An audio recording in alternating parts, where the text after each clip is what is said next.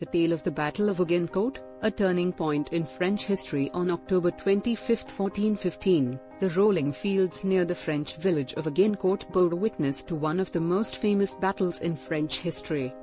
It was the 100 Years' War, a prolonged conflict between the Kingdom of France and the Kingdom of England. Though it ended in tragedy for the French that day, the Battle of Agincourt remains a pivotal chapter, highlighting the resilience of a nation amid the throes of war.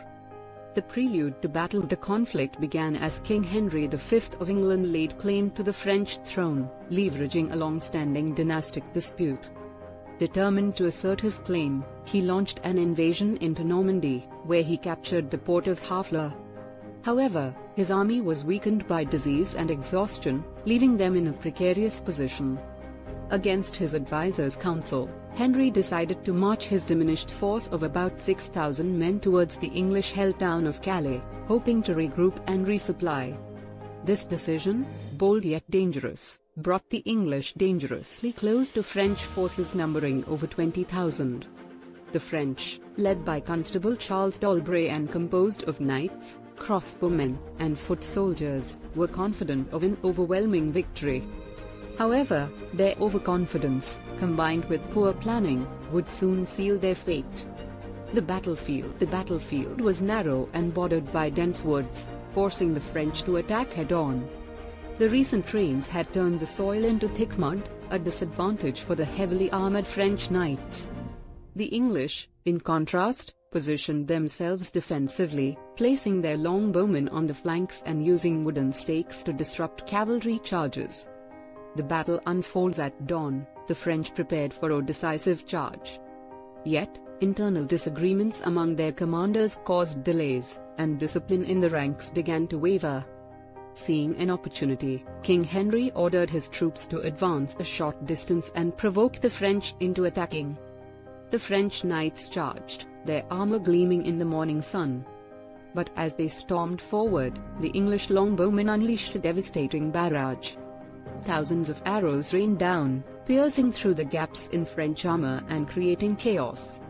The muddy terrain slowed the advancing French forces, making them easy targets for English archers.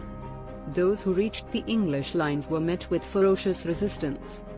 Armed with axes, swords, and hammers, the English soldiers fought tooth and nail to repel the French onslaught. A crushing defeat as wave after wave of French troops fell, the once confident French army crumbled. Their leaders, including Constable d'Albret, were killed, while many knights were captured or drowned in the mud.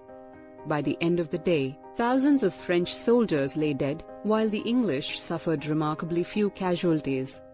Against all odds, King Henry V had secured a resounding victory, solidifying his reputation as a brilliant military leader. The aftermath, the Battle of Agincourt, was a devastating blow to French morale and nobility. Many of France's most prominent families lost their heirs that day, leaving a power vacuum that further destabilized the kingdom. Yet, this dark chapter sowed the seeds of eventual French resurgence. Joan of Arc would rise less than 2 decades later, leading France to reclaim its territories and restore its national pride. The Battle of Agincourt remains a testament to the complexities of war, where courage, strategy, and fate collide. Though the French suffered a bitter defeat, their enduring spirit and ability to rally in the years that followed ensured that the story of Agincourt would forever be remembered not just as a loss, but as a catalyst for renewal and unity.